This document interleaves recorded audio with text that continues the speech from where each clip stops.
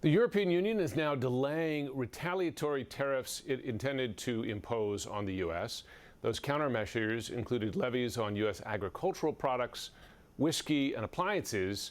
They have now been delayed for 6 months after the EU and U.S. reached a deal which places a 15% tariff on European goods, not on U.S. goods. Negotiators are now working to iron out the important details. Switzerland now says it is ready to present the U.S. with a more attractive trade offer after President Trump announced that he would impose a steep 39% tariff on Swiss imports to the U.S. That rate, which is among the highest in the world, will begin on Thursday. The Swiss government was blindsided, with President Karen Keller-Sutter being accused by local media of mishandling the negotiations. The Financial Times reports that she had a disastrous call with Trump on Thursday. Swiss officials reject those allegations. Now, Swiss experts are warning of a recession. The country's blue chip stock index has tumbled over the course of the past week. Simon Evenett is a professor of geopolitics and strategy at IMD Business School. Good to have you on. Hi, good to be here. So you stated the most plausible reason for this big tariff hike is that Swiss goods had a surge in a trade surplus with the U.S. in 2024. When we look at other countries that had trade surpluses or have trade surpluses with the U.S., they ended up signing deals setting tariffs at 15% for just their goods. Is that the likely path out of this? What else is Switzerland going to have to do?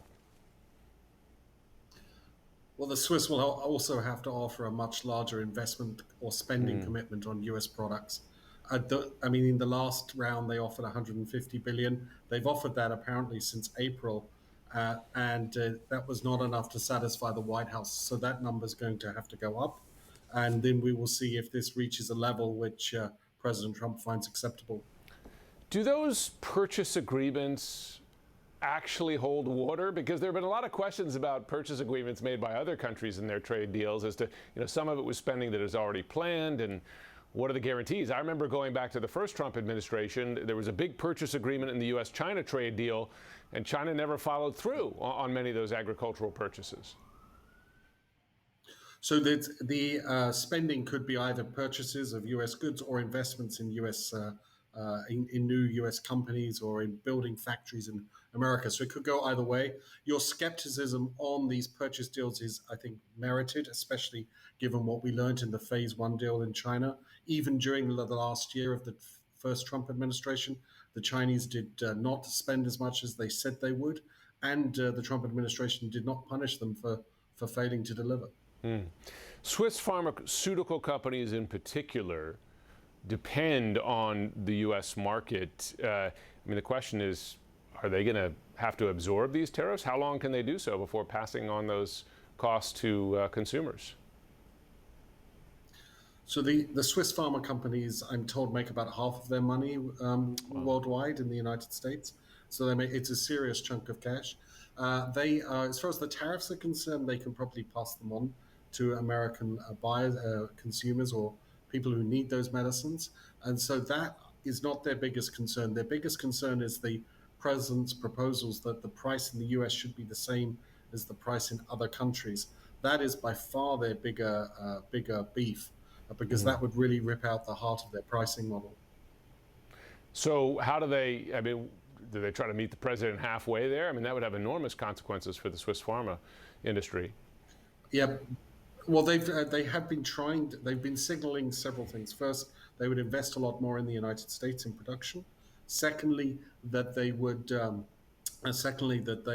work with the administration to strip out what they see are the middlemen who pump up the price in the United States for pharmaceuticals. Again, that characterization may be unfair to those pharmacists and the like, but that's what they promised too. And then the other thing, of course, is whether or not they will lower their prices overall. This is for them. This is by far the bigger issue. The tariffs ultimately are a sideshow as far as the pharma sector is concerned. A big question, and not just for Switzerland, for any of these countries, is: do these leaders, in this case Swiss leaders, trust any potential deal they make with President Trump, given that he's proven himself willing to, move the goalposts a little bit?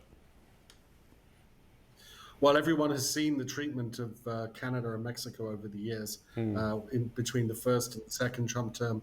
This has engendered some skepticism, but I think that the view that I pick up from talking to officials is that they would rather have some stability, even if it is temporary stability, than permanent chaos.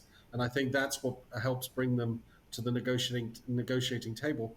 But there will be a limit here. The Swiss population, Switzerland has its own domestic politics too, and the Swiss population will ask hard questions about what concessions its government has made. Simon Evenett, thanks so much for joining.